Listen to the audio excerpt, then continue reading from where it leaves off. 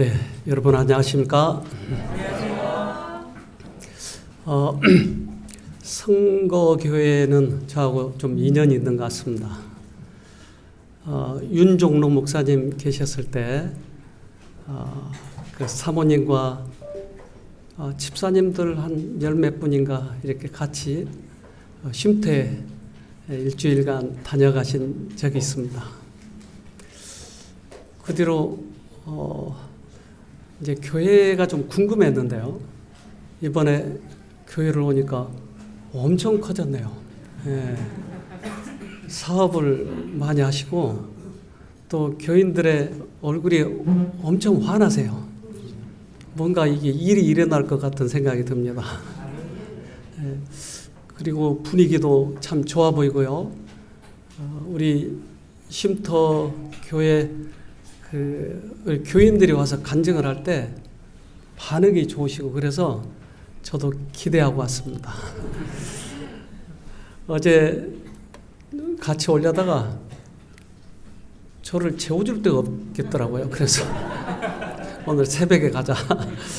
새벽에 왔습니다. 교회도 좋고 또 교인들도 좋고 그래서 아까 오면서 이렇게 앞을 내다보니까 한눈에 다 보이는 거예요, 마을이. 저 교인들이 이곳으로 다 올 가능성이 좀 있습니다. 인생을 살면서 또 신앙을 하면서 마무리를 잘해야 되겠다라는 생각이 들더라고요. 만약에 인생을 미리 한번 살아보고 실패했다면 다시 살면 되는 거예요. 근데 우리 인생은 한 번만 가니까 이 한 번을 잘 가야 되겠죠? 그래서 이 인생을 살아본 사람들이 교훈을 남겨준 것을 오늘 좀 소개해 드리려고 해요. 이제 하버드대에서 이 책을 냈습니다. 행복의 비밀이라고 하는 이 책. 1938년부터 75년 동안 인생을 추적 조사를 했어요. 724명을.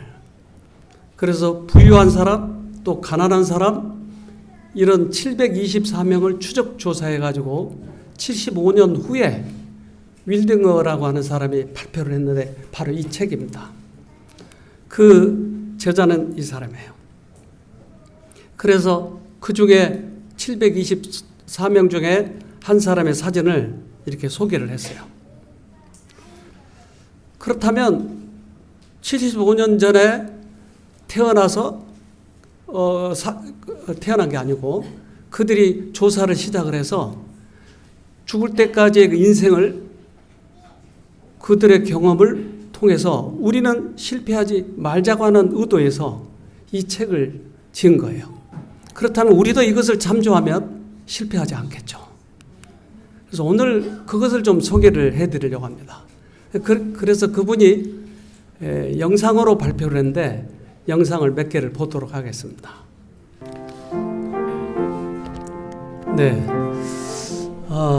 이거 어디에서 착오가 생긴 것 같습니다.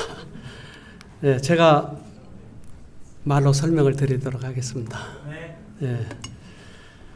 75년 동안 연구 끝에 발견한 좋은 삶에 대한 해답을 윌딩어 박사가 연구를 했습니다.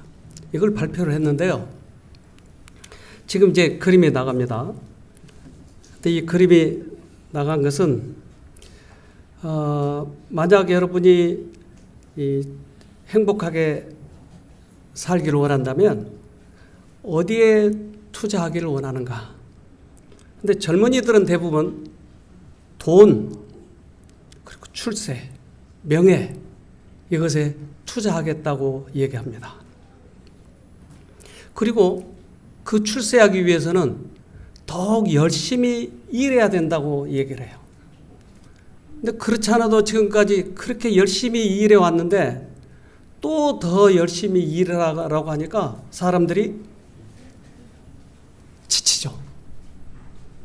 그래서 그들이 75년 동안 산 삶에 대한 결과를 우리가 비교하면서 내 인생을 보면서 나는 어떻게 살아야 될지 어떻게 하는 게 행복해야 될지 해답을 여기서 얻을 수 있다고 하는 것입니다. 저는 이 젊었을 때 오드리 헵번을 엄청 좋아했어요. 여러분 아세요? 로마의 휴일. 근데 그가 늙었더라고요. 죽었더라고요. 그 인생이 어떻게 살았는지 우리는 알 수 없지만 가까이 가서 보면 그래요. 사람은 다 늙고 맙니다. 그래서 그 인생을 비춰보면 나는 어떻게 살아야 될지, 실패하지 않고 행복하게 살아야 될지에 대해서 설명을 하고 있습니다.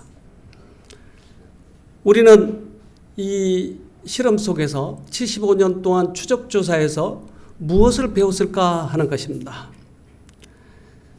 첫 번째 교훈은 이렇습니다. 수만 페이지 인생 데이터를 통해서 그동안 추적조사를 해봤더니 대부분 부와 명예, 열심히 노력하는 데 있지 않았습니다. 그래서 가장 분명한 교훈은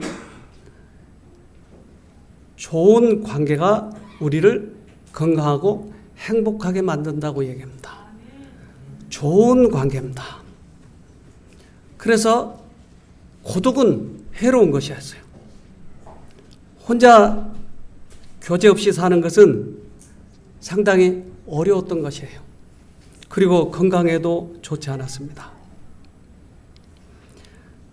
긴밀한 그런 사회적 연결이 부족한 사람보다 그런 이 관계를 가지고 사는 사람들이 훨씬 유익했던 것입니다. 건강하고.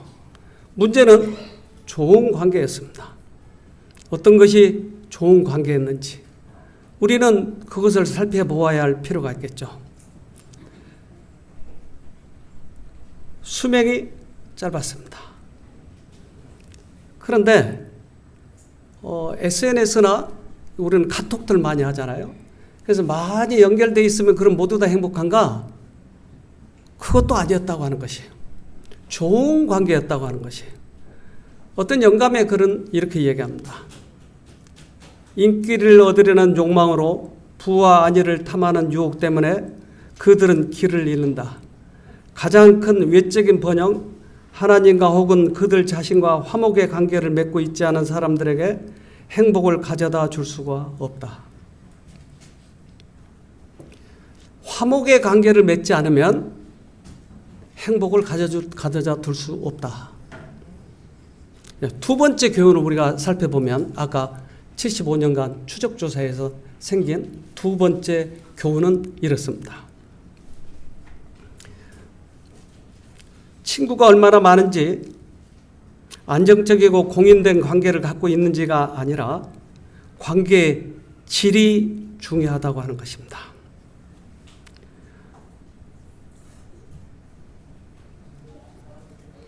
우리는 그들의 중년 생활을 되돌아보면서 예측을 했습니다. 갈등이 잦은 결혼은 때때로 이혼보다 더 해로울 수 있다고도 얘기합니다. 그래서 얼마나 만족스러운 관계를 가지고 있는지 50대의 그러한 관계가 80대의 행복을 준다고 하는 것입니다. 그래서 우리가 노후에 50대, 60대 이후에 삶이 행복하려면 미리 50대 행복하게 살 수 있는 그런 관계를 가져야 된다라고 하는 것이죠. 50대. 여기 선곡교회는 비교적 젊은이들이 많은 것 같아요. 유의하세요. 50대 이미 이 80대를 결정하고 있다고 하는 것입니다. 행복하게 살기 위해서는 우리는 뭔가 좀 노력을 해야 될 텐데 어떤 사람은 그렇게 얘기해요. 까짓것 나 빨리 죽으면 되지. 근데 절대 그렇게 마음대로 안 되더라고요.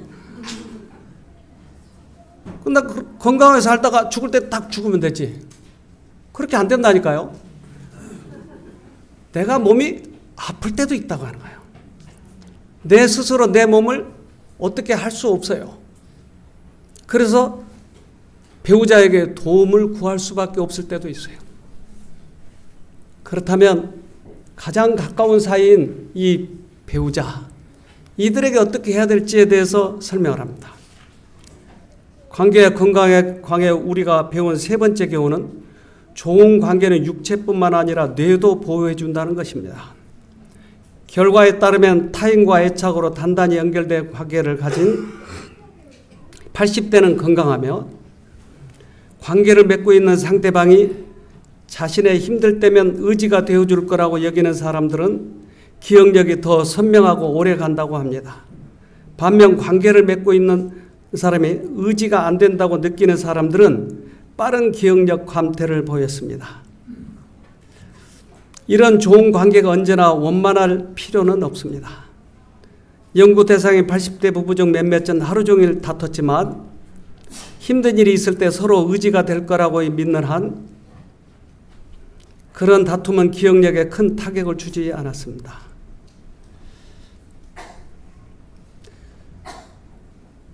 즉 신뢰였어요. 많은 사람들과 많이 사귀는 것이 아니고 관계가 적지만 질이 문제였다고 하는 것이에요. 내 부인과 어떨 때는 자주 싸울 때도 있지만 상대방과 신뢰를 갖느냐 안 갖느냐 이것이 중요했다고 하는 것이에요.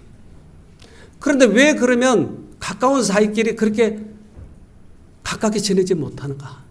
여러분은 왜 그렇다고 생각하세요? 가까운 사람과 왜 가까이 지내지 못하죠? 왜 질이 서로 신뢰를 주지 못하죠? 요즘에 이혼율이 50%가 성격 차이였어요. 그런데 우리들이 그리스도를 믿는 이유 중에 가장 큰 것이 만약에 내가 나의 품성을 다른 방법으로 고칠 수 있다면 우리는 굳이 예수를 믿을 필요 없어요. 나의 품성을 고쳐서 하늘 가면 되니까. 근데 품성을 바꿀 수 있는 유일한 방법은 예수님을 믿는 길밖에 없는 것이에요.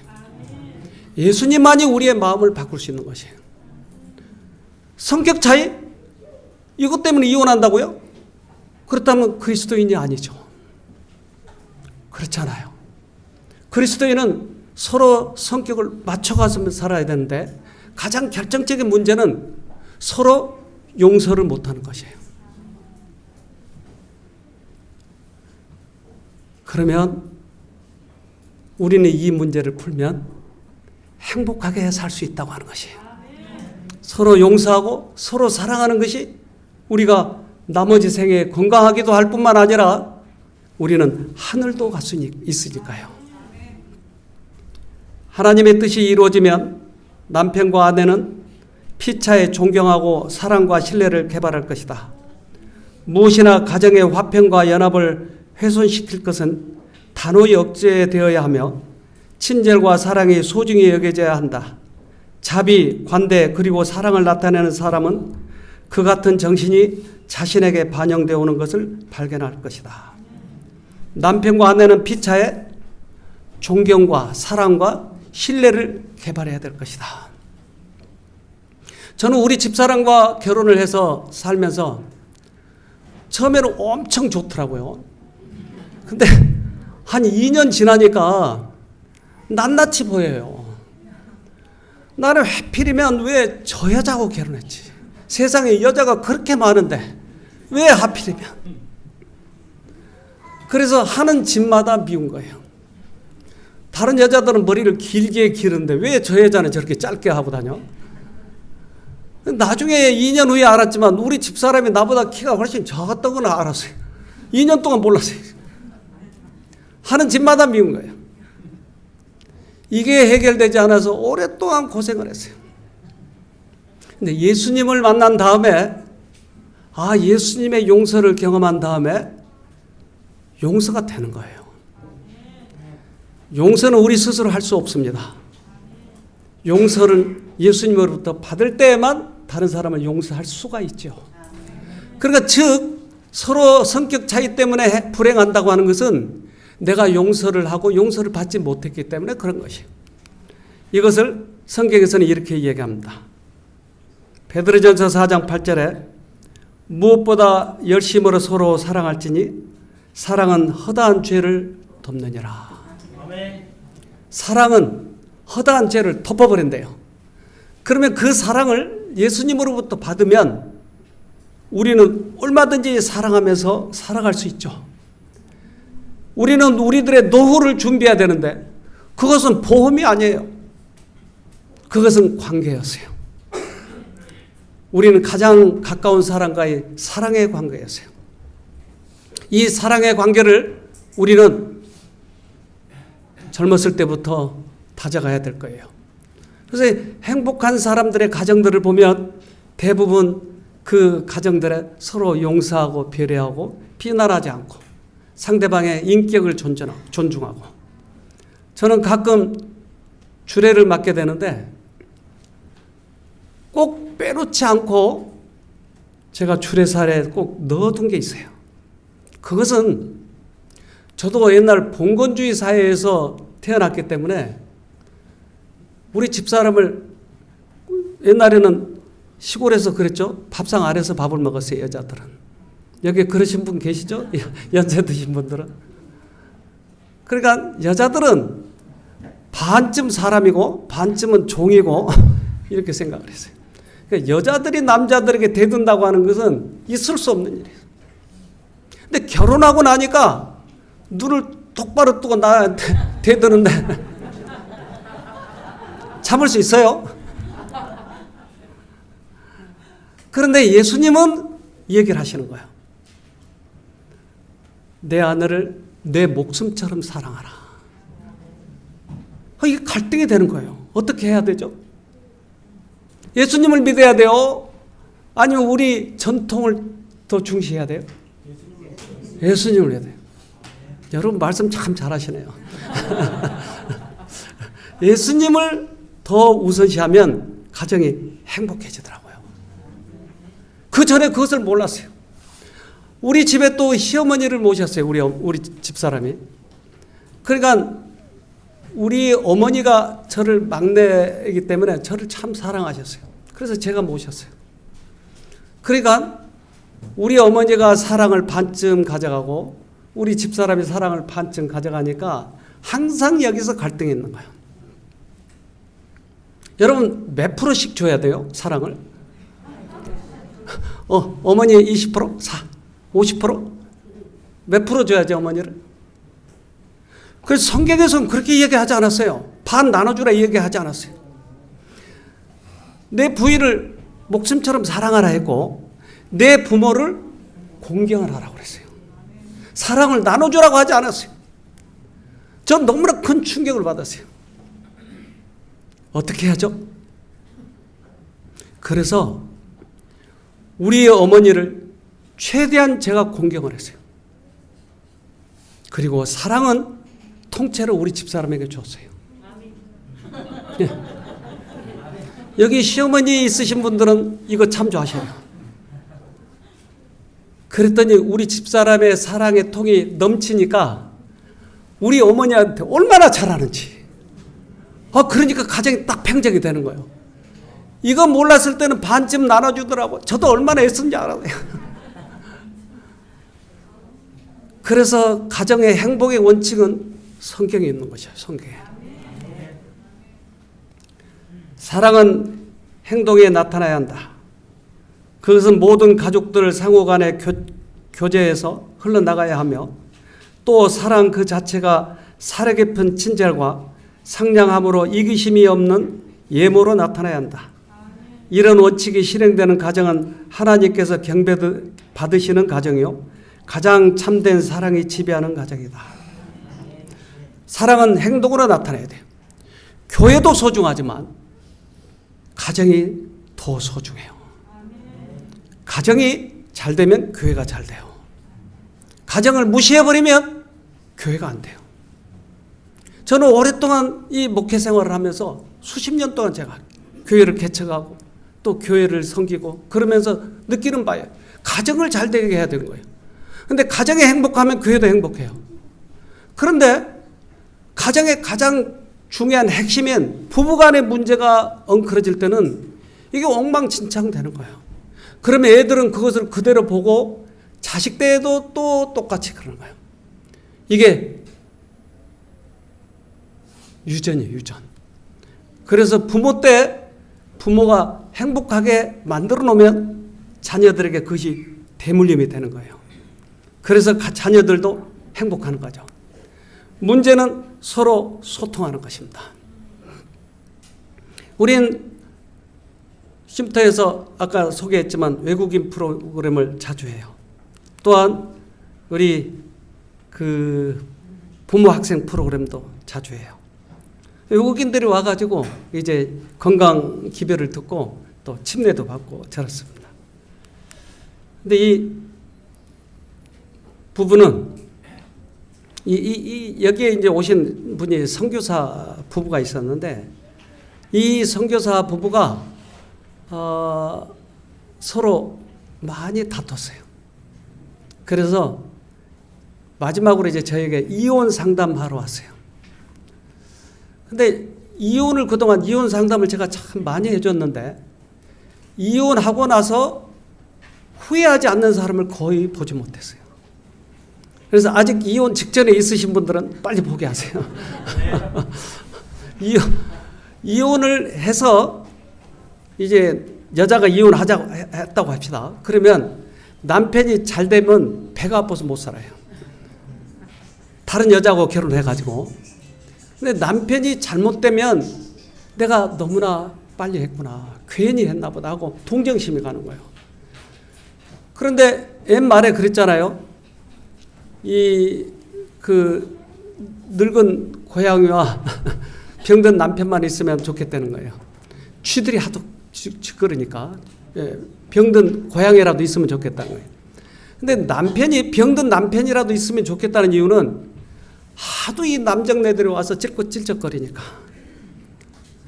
그래서 이혼하고 나면 불행해요. 그래서 이혼은 생각하지 마세요. 그럼 어떻게 하죠? 용서하고 살아야 돼요. 즉 사는 방법을 연구해야 돼요. 헤어질 방법을 연구하지 말고 어차피 나는 이 남편하고 살아야 되니까 사는 방법을 연구하자. 그러면 거기에서 비결이 나와요. 근데 그 선교사 부부가 이혼하러 와가지고 간증을 했는데 이것도 이제 안 나올 텐데 글만 좀 읽어봅시다. 이곳에서 저희의 결혼 생활을 방해하고 있는 원인을 깨닫게 되었습니다.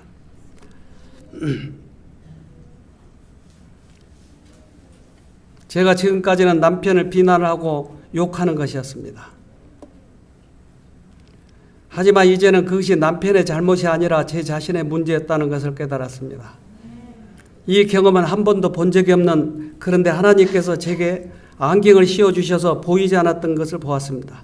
또한 제가 바라는 것은 제 안에 일어난 이 변화가 다른 사람들에게도 전해지길 바랍니다. 하지만 이 변화는 오직 하나님께만 일으킬 수 있다고 하는 것입니다. 이곳에서 몇 차례 간증을 들은 적이 있는데 그 간증은 하신 분들의 마음을 열어 하나님을 전해주셔서 너무나 감사했습니다. 여기에서 이 두 가지가 함께 한다는 것을 보게 되었습니다. 진리와 예수님 안에서 갖는 진정한 관계가 함께 한다는 것입니다. 그것을 보는 것이 너무나 소중했습니다. 이곳에서 가장 좋았던 순간은 제 부인이 저에게 편지 하나를 읽어주었습니다. 정말로 특별한 편지였습니다. 하나님이 제 부인과 함께 하고 계시며 예수님의 사랑이 반영되어서 제게 온 것입니다. 다시 초점을 맞추고 싶은 게 있습니다. 이제는 함께 행복하게 살고 싶습니다. 비록 그들이 선교사였지만 감정의 문제를 해결하지 못했어요. 즉 용서하고 용서받는 경험을 해보지 못했어요. 이것은 불행한 것이. 아무리 선교사업을 잘한다 할지라도 그것이 내 마음에 이 문제를 해결하지 못한다고 하는 것은 그것은 하나님과의 관계에 의심스러운 것이에요. 우리 성경에 보면 이 잃어버린 은전에 대해서 설명이 나옵니다. 이 은전을 찾느라고 애를 써요. 근데 그 은전을 방 구석구석 다 찾지만은 그들이 하나 찾았을 때 이것에 대해서 굉장히 기뻐해요. 그런데 왜 은전을 그렇게 찾아야 되며 그 은전은 누구인가 하는 것이에요. 가정에서 은전을 찾다니요? 가정에 어디가 있죠, 은전이? 이 여자는 지창금을 가지고 왔어요. 근데 그 지창금 중에 하나를 잃어버린 거예요. 근데 그 지창금을 가정에서 찾는 거예요. 우리 가정에 잃어버린 사람이 있을까요? 여러분 가정에 잃어버린 사람이 있을까요? 있을까요? 있어요. 그것은 내 자식이 하나님을 떠난 거예요. 내 남편이 하나님을 떠난 거예요. 누구의 행동을 보고요? 내가 하나님 믿는 행동을 보고 내가 저런 행동이라면 난 안 믿어. 이 지창금을 그렇게 해서 찾아야 되는 거예요. 내 생애를 뒤돌아봐야 된다고 하는 것이. 가정에서 만일 한 가족을 잃어버렸을 때에는 그를 찾기 위하여 모든 수단을 동원해서 찾아야 한다. 그렇게 하는 동시에 다른 사람들은 자기 자신을 부지런히 주의 깊게 살펴야 한다. 생활 습관을 살피고 잃어버린 자로 회개하지 못하게 하는 무슨 잘못이나 가정 처리법에 어떤 결점은 없었는지 살펴보아야 한다. 우리 가정에서 은전을 찾자고요. 너무나 가혹하게 애들을 대해서 애들이 떠나버렸는지, 그리스도의 사랑으로 대해야 되는데 엄격하게 대했기 때문에 이 아이들이 떠나버렸는지 내 자녀들을 찾아보도록 합시다. 우리 가정을 찾아야 돼요. 그렇지 않으면 우리 가정은 멀리 떠나고 말아버리니까요. 우리 소리가 안 나오니까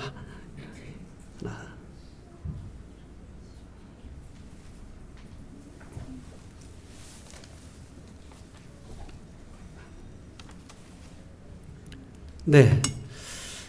이분 혹시 아세요, 여러분? 바이든. 예, 바이든입니다. 근데 바이든 옆에 있는 사람이 누구죠? 아들, 헌터 아들이에요. 근데 이 바이든이 그 대선에 나왔을 때 이 아들 때문에 골치 아팠어요. 이 아들이 한 행동이 형수와의 불륜이 있었어요. 마약 중독자였어요. 그러니 이 바이든이 그 선거하는 동안에 내내 괴롭혔던 것이 이 헌터 바이든이었어요. 근데 이 헌터가 책을 썼어요. 근데 그 회고록에서 이렇게 씁니다. 우리 성우가 좀 읽어주면 좋겠습니다. 헌터는 회고록에서 자신이 약물 중독에서 벗어나는데 이바지하는지 근데 아버지 바이든의 지지가 큰 힘이 됐다고 기록했다. 그는 아버지는 약에 찌든 채 차도에서 영화하고 있는 나를 껴안고 어둠 속에서 한참을 울었다면서 아버지는 내가 모든 것을 잃지 않았다는 것을 계속 상기시켰다. 그는 그 어떤 나쁜 상황에서도 나를 버리지 않았고 피하지 않았고 나를 판단하지도 않았다고 적었다. 이 헌터가 나중에 마약에서 빠져나올 때 쓴 글이에요. 그래서 마약을 먹고 길거리에서 비틀비틀 그렇게 가고 있는데 아버지가 자기를 발견하고 깨어났어요. 그리고 한참 울었다. 그리고 모든 것을 잃지 않았어. 너는 앞으로 희망이 있어. 그리고 자기를 판단하고 절망하지 않고 희망을 줬다고 하는 것이.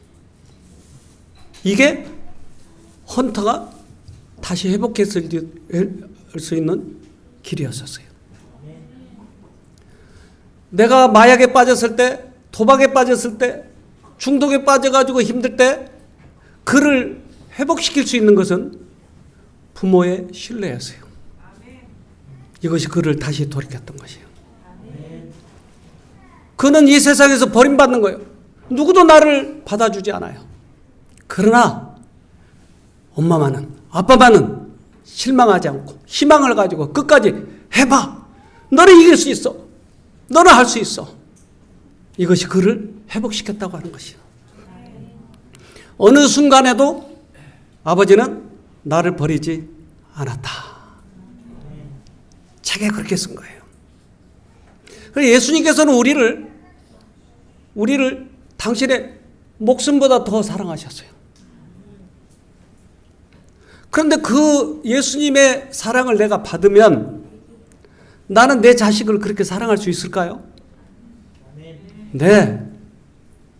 그렇기 때문에 우리 가정의 회복을 위해서는 우리 가정의 회복도 그렇고 나의 미래의 행복도 그렇고 그것을 위해서는 예수님의 사랑을 받아야 되는 것이죠.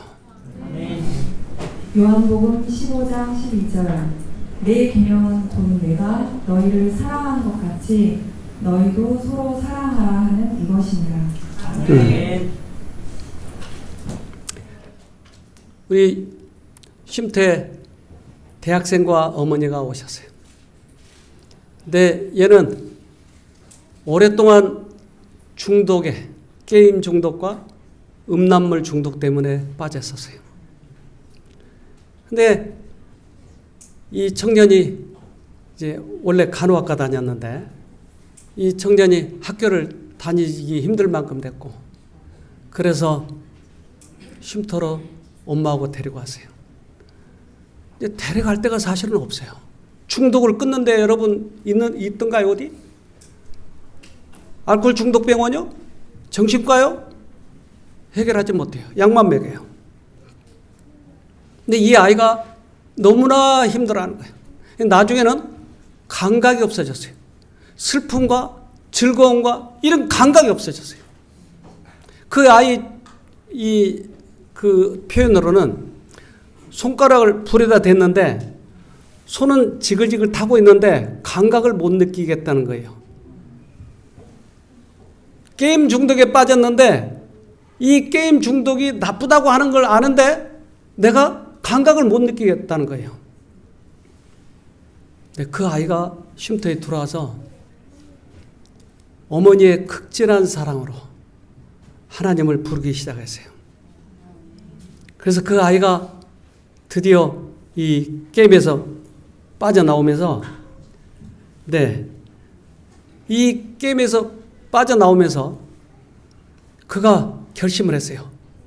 내가 이제부터는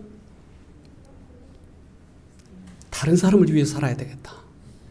게임 빠진 청년들을 위해서 내가 그걸 헌신해야 되겠다. 그래서 올해 신학과에 입학을 했어요. 그래서 신학과에 차석으로 들어갔어요. 공부를 열심히 해가지고. 그래서 지금 목회 수업을 받고 있어요. 근데 이 어머니가 이걸 보고 너무나 기뻐서 쉼터에 와서 봉사를 하고 있어요. 지금 오늘 녹음이 안 나가서 참 제가 많이 아쉽습니다. 봉사를 하면서 하나님께 감사하고 가족에도 감사하고 근데 이 아이가 얼마나 감사해야 하는지 지난번에 우리 전도회를 괌으로 갔는데 괌에서 찍은 사진입니다. 같이 왔어요. 근데 어버이날에 얘가 어머니에게 편지를 썼어요. 엄마, 하나님께서 어둠에 있던 우리를 건져주셨잖아. 그거 다시 기억하고 힘내서 같이 싸워 이겨봅시다. 엄마, 날 낳아주고 키워주고 성인된 아들 데리고 같이 쉼터에서 지내고 또 쉼터 봉사자로 있어줘서 고마워요. 엄마 덕분에 내가 살 수 있었고 지금도 살아갈 수 있는 것 같아요.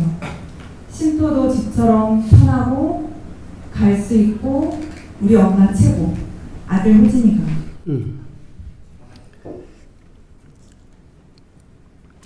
엄마가 이걸 보고 울더라고요. 그 아이가 회복된 것은 이 죽일 놈아 게임 그만해. 이놈아 너 집에도 들어오지 마. 이렇게 해서 돌아온 게 아니에요. 그 아이를 용서하고 사랑으로 깨어나주고 했을 때 이 아이가 돌아온 거예요. 그래서 그렇게 바라던 그가 목회를 하는 거예요.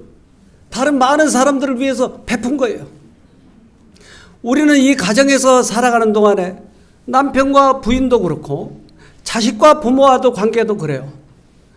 그래서 옛날에는 우리가 그 삼배를 짤 때 여러분 그 배틀 보셨어요? 배틀. C줄과 날줄이 있어요. 네, C줄은 쭉 걸려 있고 날줄은 하나 들어갈 때마다 덜컹 덜컹 하고 북이 왔다 갔다 해요. 근데 그 실이 들어갈 때마다 이게 굵거나 또는 잘못된 실이 들어가면 옷감이 버리는 거예요. 그러니까 그 옷감을 잘 짜야 돼요.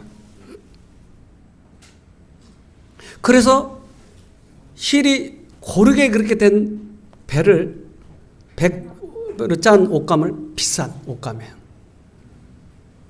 근데 우리는 부부와 또는 자식과 부모와 관계에 있어서 한 줄 한 줄 짜가는 거예요. 남편이 부인을 이제 험담을 하고 부인에게 또 압박을 가하고 돈도 안 벌어다 주고 그러면 부인이 성질내고 남편을 바가지하고 그렇게 아니고 이 사람을 용서하고 그러면 또 남편도 부인을 용서하고 하면서 한 줄 한 줄 한 줄을 짜가지고 하는데 이 옷을 요한계시록에서는 세마포라고 그래요. 우리가 세마포를 입고 가는 거예요. 세마포는 옳은 행실이라고 거기에 설명을 해요. 하늘의 배틀은 지상의 배틀로서 딸 수 있는 것보다 더 좋고 오히려 더 튼튼한 날줄과 씨줄을 가지고 배를 짠다. 그 결과는 인조 직물이 아니고 마찰과 시련을 견딜 수 있는 직물이 된다. 영원히 견딜 사랑의 황금 사슬로서 마음과 마음이 서로 연결될 것이다. 네. 우리는 가정 안에서 배틀을 가지고 실을 짜고 옷을 짜고 있습니다. 유대인은 세계적으로 가장 머리가 좋아요. 그래서 노벨 수상자가 이렇게 많아요. 그리고 미국에 돈줄을 쥐고 있어요. 그 유대인 중에서도 가장 IQ가 높은 사람이 누구죠? 네? 유대인 중에서. 솔로몬이에요. 솔로몬이 가장 IQ가 높아요. 근데 그 솔로몬은 마누라도 많고 돈도 많고 명예도 많고 그렇잖아요. 역대하 9장 22절 솔로몬 왕은 재산에 있어서나 지혜에 있어서나 이 세상의 어떤 왕보다 훨씬 뛰어났다. 아, 그러네요. 재산도 있고 지혜도 있고 명예도 있고 모든 것을 다 가졌어요. 그런데 솔로몬이 행복하게 살았나요? 참 아이러니하잖아요. 네. 솔로몬의 실패는 역사의 아이러니이다. 솔로몬은 실력이나 지식이 없어서 실패한 것이 아니다. 군사력이 없어서 실패한 것이 아니다. 외화가 없어서 망한 것도 아니다. 그는 막강한 군사력을 갖고 있었으며 엄청난 경제적 부와 지식과 지혜를 가진 사람이었다. 네. 솔로몬은 다 가졌어요. 그런데 인생에 실패를 했어요. 그는 가질 것을 다 가졌고 세계적으로도 가장 머리가 좋다고 유명한 그런 사람이에요. 여러분 잘 아시죠? 솔로몬의 판결. 아이 진짜 어머니 찾아주는 판결 아시죠? 그렇게 대단한 사람이에요. 그렇게 머리가 좋은 사람이지만 왜 그가 실패했어요? 인간적으로 볼 때 실패할 이유가 없다. 그렇기 때문에 솔로몬의 실패가 우리에게 주는 교훈은 클 수밖에 없다. 개인이나 국가에 있어서 진정한 힘의 원천이 무엇인지를 알 수 있다. 그리고 역사의 주체가 누구이며 원동력이 무엇인지 깨닫게 된다. 인간적으로 볼 때 실패할 이유가 없었던 것이죠. 그러나 우리에게 행복을 주는 원동력은 하늘에서 오는 것입니다. 우리 가정을 먼저 잘 가꾸자고요. 그러면 절대 실패하지 않아요. 우리들의 미래가 보장이 되는 것이에요. 솔로몬이 그렇게 잘 살았지만 실패한 이유는 그의 전기에 이렇게 썼잖아요. 전도서 2장 15절. 그때에 내가 내 마음속으로 이르기를 어리석은 자에게 일어나는 일이 내게도 일어나거늘 어찌하여 내가 더 지혜로웠던가 하고 이에 또 내 마음속으로 이르기를 이것도 헛되도다 하였도다. 네. 솔로몬이 우리에게 남긴 마지막 교훈은 그런 것들이 헛되더라. 여러분 부부 같이 오셨나요? 그러면 손을 좀 잡아볼까요? 네. 어색해서 못 잡으신가요? 네.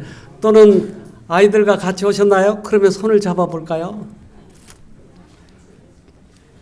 우리 서로 사랑하자. 우리 서로 행복하게 살자. 여러분 한번 해보세요. 여러분 꼭 행복하시기를 간절히 바랍니다.